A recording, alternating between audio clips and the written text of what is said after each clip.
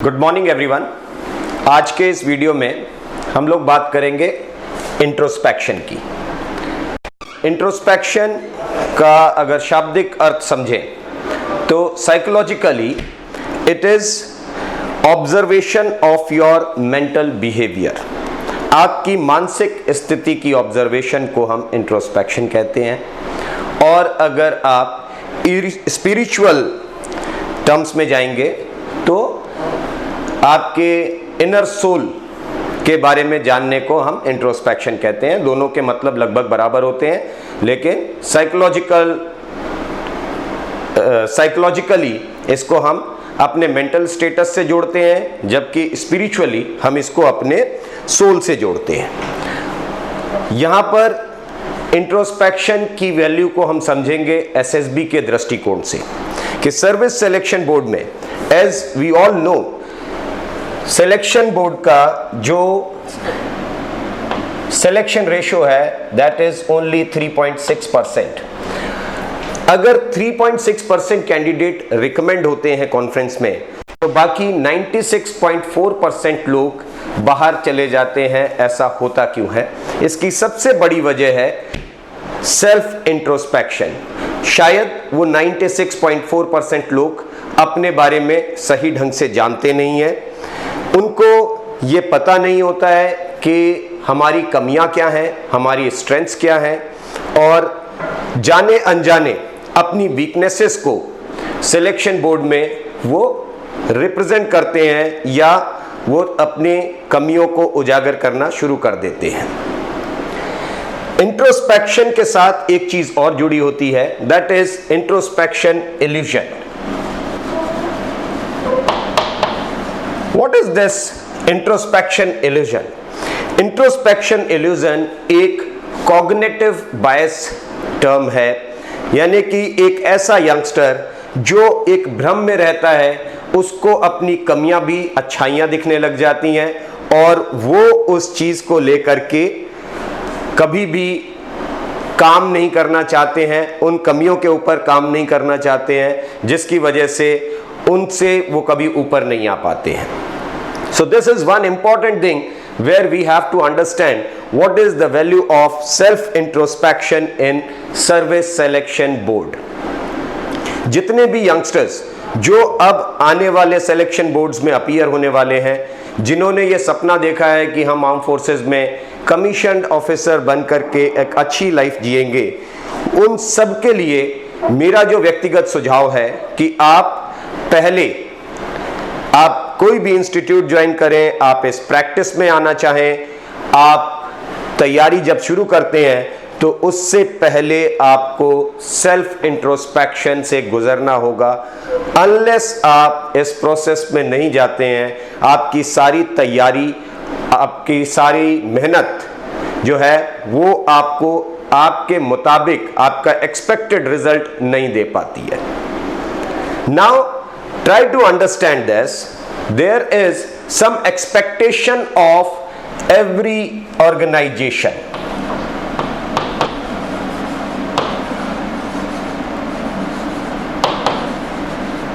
वो arm forces हो या कोई भी ऐसा ऑर्गेनाइजेशन जहां पर रिक्रूटमेंट किया जाएगा, जहां पर नए लोगों को शामिल किया जाएगा उस ऑर्गेनाइजेशन में, तो वो हर एक ऑर्गेनाइजेशन अपनी कुछ अपेक्षाएं रखती है सभी यंगस्टर्स से या सभी नए लोग जो उस ऑर्गेनाइजेशन में आएंगे।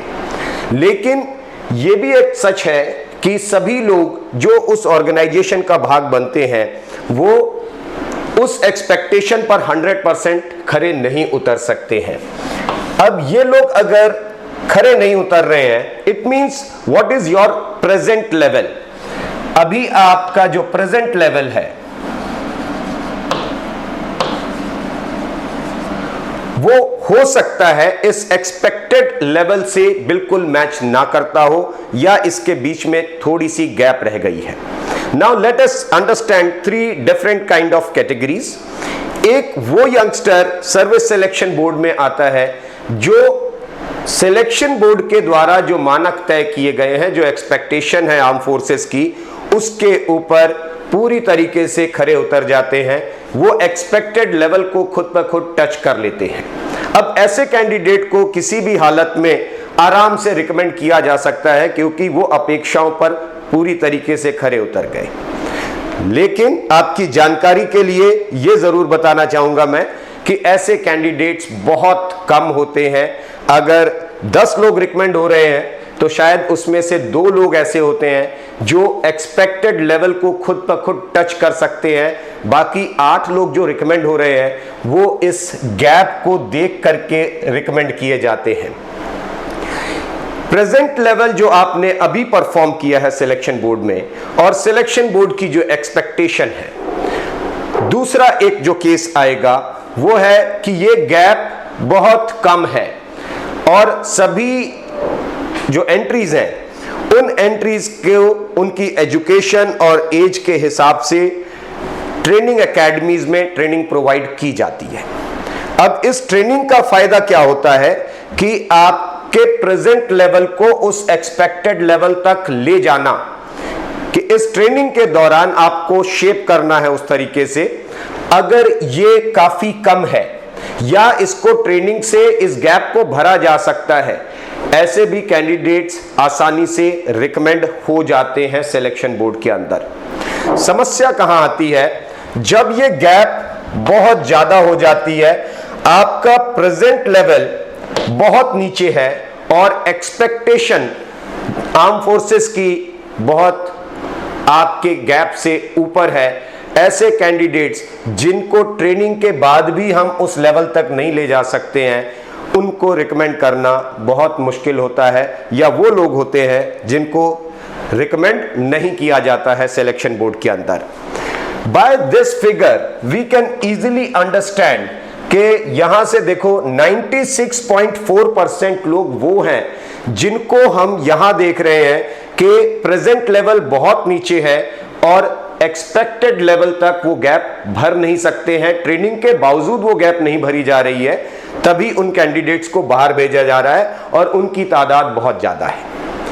उस पूरी जो बात के पीछे कारण है, उस पूरे नॉट रिकमेंडेड होने के पीछे जो एक बड़ा कारण आता है वो है आपका सेल्फ इंट्रोस्पेक्शन।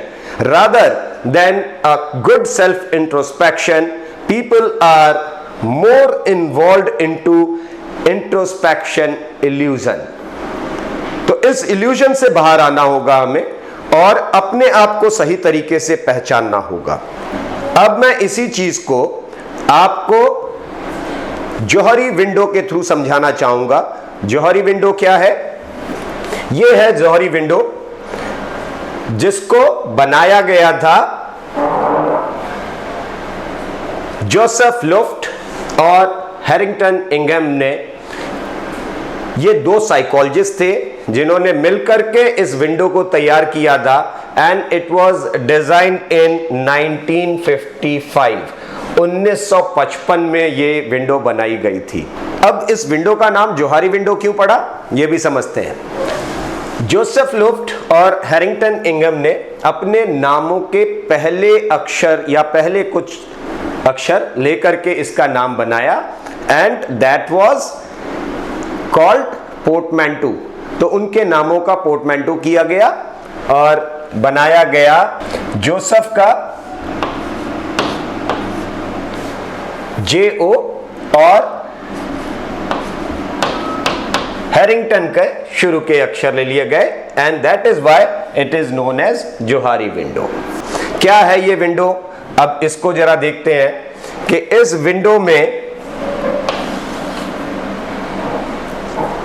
4 कॉलम्स बनाए गए हैं, 4 खिड़कियां हैं, जिसमें से एक व्यक्ति के बिहेवियर को आराम से दर्शाया जा सकता है। ये जो हॉरिजॉन्टल रो है इस तरफ, ये है जो कि एक व्यक्ति अपने बारे में खुद जानता है, और जो वर्टिकल है ये वो चीज है जो लोग आपके बारे में जानते हैं। जैसा लोग सोचते हैं आपके बारे में ये इधर दर्शाता है, और जो आप खुद के बारे में जानते हैं वो ऐसे दर्शाया जाता है। 4 कॉलम्स हैं, जिसमें से पहला कॉलम जो होता है ओपन सेल्फ। ओपन सेल्फ का मतलब है ये खुला अखाड़ा है, इसमें आप अपने बारे में सब कुछ जानते हैं, वो चीजें जिसकी जानकारी आपको खुद भी है और लोगों को भी इसकी जानकारी है। जैसे आप पढ़ने में अच्छे हैं, आपको भी पता है कि आप पढ़ाई में अच्छे हैं और दूसरे भी जानते हैं कि आप पढ़ाई में अच्छे हैं, क्योंकि वो देख रहे हैं आपका परफॉर्मेंस।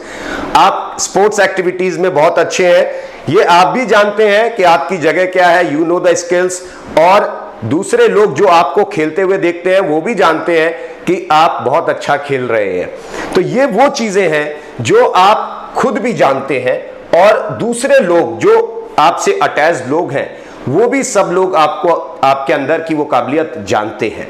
तो पहला कॉलम है ओपन सेल्फ। दूसरा सेल्फ होता है ब्लाइंड सेल्फ। ब्लाइंड सेल्फ का मतलब क्या होता है? Information about you that you don't know but others do know about you.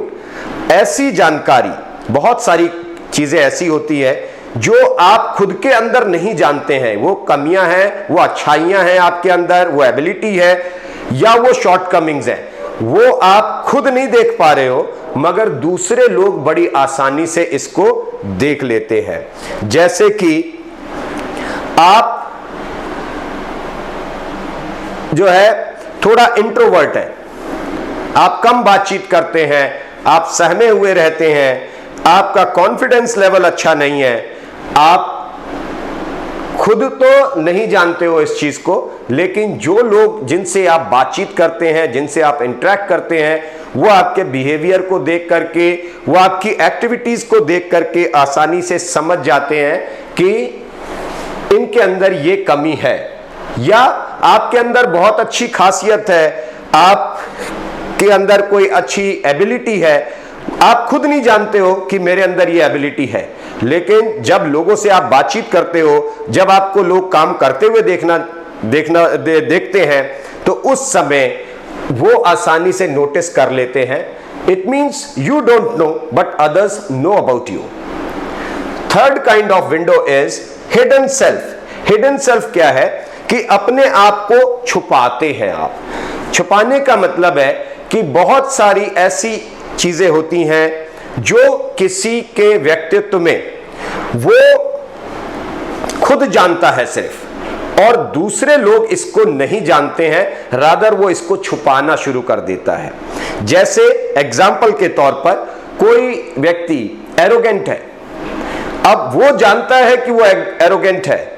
कोई एग्रेसिव है, वो जानता है कि वो एग्रेसिव है, लेकिन वो उसको लोगों से छुपाता रहता है। वो एक आवरण ओढ़ लेते हैं, बाहर की दुनिया में वो दिखाई नहीं दे रही है चीज, लोग उसको आसानी से ना पहचान पाए और वो खुद की ही इन चीजों को छुपाते रहते हैं। दो ही नोज अबाउट इट, वो जानते हैं कि यह कमी है मेरे अंदर या वो जानते हैं कि अच्छाई है मेरे अंदर, लेकिन वो लोगों से हमेशा छुपाते रहते हैं, हाइड करते रहते हैं। वो जानते हैं, लोगों को नहीं जानने देते हैं, या लोग उनके बारे में ये चीज नहीं जानते हैं। And fourth one is unknown self. Unknown मतलब दोनों लोग कुछ भी नहीं जानते हैं, ना वो इंडिविजुअल अपनी अच्छाइयां या कमियां जानता है और ना ही दूसरे उसके बारे में ये समझ पाते हैं। ये 4 प्रकार के व्यक्तित्व इस विंडो के द्वारा दिखाए जाते हैं। और जब ये जो पहली वाली विंडो है, ये अगर जितनी छोटी होती जाएगी, ये अपने आप बड़ी होती जाएंगी। अब इसको ऐसे समझिए कि आप इस दायरे को छोटा कर दीजिए तो ये दायरे अपने आप देखिए बड़े होते चले जाएंगे। यानी कि आपका खुद के बारे में जानकारी कम है तो दूसरे लोग या आपसे अटैच लोग अपने आप आपके बारे में कम जानने लग जाएंगे। आप अपने व्यक्तित्व को लोगों के सामने सही ढंग से रख ही नहीं पाओगे।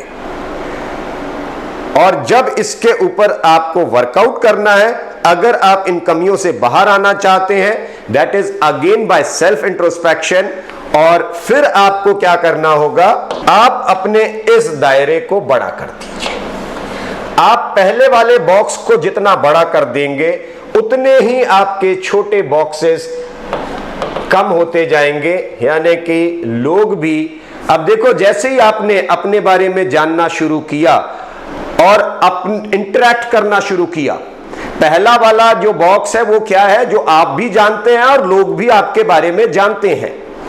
अगर आपने लोगों से बातचीत की तो जायज बात है कि लोग आपके बारे में जानेंगे, ज्यादा जानेंगे। ठीक, अगर आपने लोगों से बातचीत कम कर दी, लोग आपके बारे में कम जानना शुरू कर देंगे। तो जैसे जैसे आप अपने आप को लोगों के बीच में ढालना शुरू करेंगे, वैसे वैसे बाकी चीजों पर आप अपने आप वर्कआउट करना शुरू कर देंगे, दूसरी चीजें अपने आप कम होती चली जाएंगी। अब हम कैसे ओवरकम करेंगे इसके ऊपर थोड़ा सा बात करते हैं कि अभी जैसे हमने कहा, पहले बॉक्स को कम करने से आपको क्या फायदा मिलता है। जैसे ही पहले बॉक्स को आप कम करेंगे, फायदा नहीं, वो नुकसान होने वाला है आपको। पहले वाले बॉक्स को जैसे जैसे आप बड़ा करेंगे तो आपको क्या फायदा होने वाला है, अब जरा इसके ऊपर बात करते हैं। पहली चीज, जब आप लोगों से इंटरेक्ट करना शुरू करते हैं तो लोग आपके बारे में ज्यादा जानना शुरू कर देंगे और ये गैप आप आसानी से भर सकते हैं। So you can easily overcome things जो लोग आपके बारे में जानते हैं और आप खुद नहीं जानते हैं। जब आप इंटरेक्ट करेंगे, जितना आप लोगों के बीच में घुलेंगे मिलेंगे बातचीत करेंगे, उतना ही लोग आपके बारे में आपकी स्ट्रेंथ्स और कमियों की बातचीत कर सकते हैं। They can be your parents, they can be your friends, they can be your teachers, anyone who is some way attached to you. अगर आप उनके साथ ये बातचीत करते हैं तो इस गैप को भरा जा सकता है या कम किया जा सकता है। सिमिलरली, आप अगर ये जो चीज है ये आप इंटरेक्शन से दूर कर सकते हैं कि लोग आपके बारे में जानते हैं और आप नहीं जानते हैं, लेकिन जब आपने लोगों से इंटरेक्ट करना शुरू किया, इस बॉक्स को बड़ा करना शुरू किया, ये चीज आपकी कम हो जाएगी अपने आप। ये बहुत सिंपल प्रोसेस है। लेकिन अब दूसरे जो नीचे के दो बॉक्सेस हैं, थर्ड एंड फोर्थ, इसके ऊपर काम अगर करना होगा, then you have to go for self introspection. इसके लिए आत्ममंथन की जरूरत पड़ती है। ये इंटरेक्शन से दूर होने वाली चीजें नहीं है। आप खुद जानते हैं और लोगों से छुपाते हैं या लोग उस बात को नहीं जानते हैं।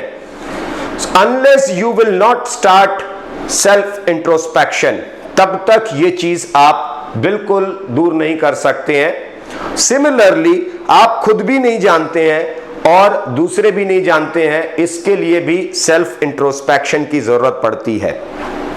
तो ये दोनों चीजों के ऊपर अगर आपको काम करना है तो पहले आप अपने आप को समय दीजिए।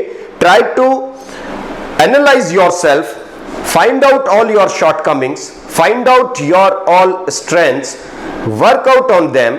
जब आप सेल्फ इंट्रोस्पेक्शन की प्रोसेस में बिल्कुल न्यूट्रल होकर के जाते हैं, मतलब जैसे आप हैं वैसे अपने आप को स्वीकार कर लीजिए। सेल्फ इंट्रोस्पेक्शन का मतलब होता है कि जैसे आप हैं वैसा स्वीकार करें।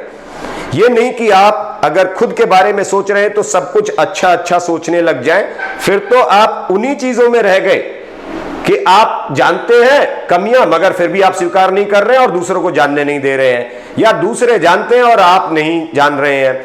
तो ये बॉक्सेस कभी कम नहीं हो सकते। अगर आपका सेल्फ इंट्रोस्पेक्शन थोड़ा भी बायस्ड हुआ, फिर उसको इंट्रोस्पेक्शन इल्यूजन की बात मान लिया जाएगा।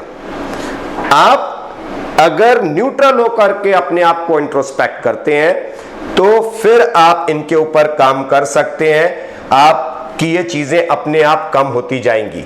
देखिए, आप अगर बातचीत कर रहे हैं, ये चीज बातचीत से ही दूर हो सकती है, ठीक है। इसके लिए आपको इंटरैक्ट करना होगा, मगर इस दोनों चीजों के लिए आपको इंट्रोस्पेक्शन में जाना होगा।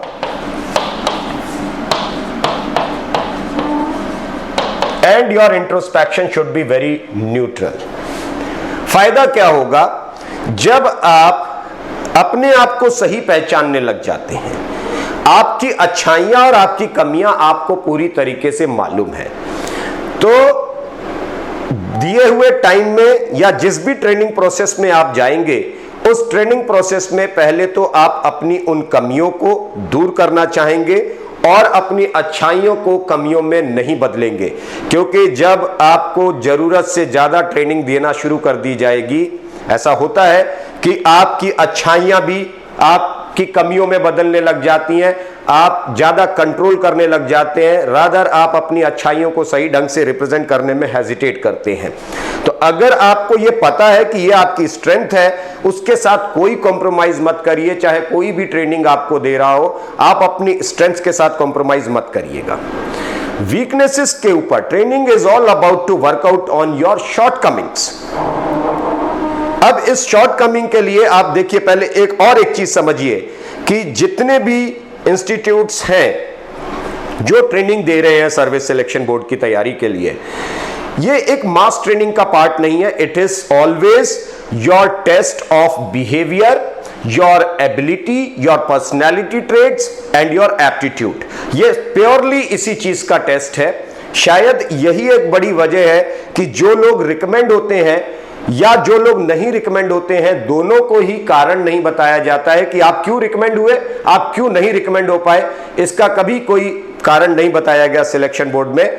वजह सिर्फ इतनी है कि क्या आपके पास वो सेल्फ रियलाइजेशन है, ये बिहेवियर का टेस्ट है, क्या आप वापस जाकर के इस बॉक्स के ऊपर काम कर सकते हैं। और अगर कोई भी व्यक्ति जो एक बार नहीं हो पाया सफल, या जो पहली बार जा रहा है, इस बॉक्स के ऊपर काम कर लेता है पहले, वो आराम से रिकमेंड हो जाएगा सर्विस सिलेक्शन बोर्ड के अंदर, because he knows his strengths, he will never compromise with his strengths. Shortcomings के ऊपर हम जरूर मेहनत करते हैं, वो ट्रेनिंग शायद इसीलिए होती है कि आप अपनी कमियों को दूर कर सकें, और अगर कमियां दूर नहीं कर सके तो फिर एक चीज जो आप कर सकते हैं कि अनवांटेड अपनी कमियों को उजागर ना करें। आपको अगर एक सर्टेन पॉइंट पर पहुंचना है, एक एक्सपेक्टेड लेवल पर पहुंचना है, और अभी आपका प्रेजेंट परफॉर्मेंस थोड़ा उससे नीचे है, या आपको लगता है कि दूरी बहुत ज्यादा है, जो भी कंडीशन है, आप अपनी ट्रेनिंग के दौरान अपनी कमियों को काफी हद तक दूर करेंगे। सिर्फ ख्याल बनाने से नहीं दूर होंगी, उसके ऊपर आपको मेहनत करनी पड़ेगी। Your desires should always be supplemented by your actions. आप अगर मेहनत नहीं करोगे तो वो डिजायर्स हमेशा डिजायर्स रह जाएंगी। आप काम करना शुरू करो, आप मंजिल की तरफ चलना शुरू करोगे तो वो फासला कम होता जाएगा।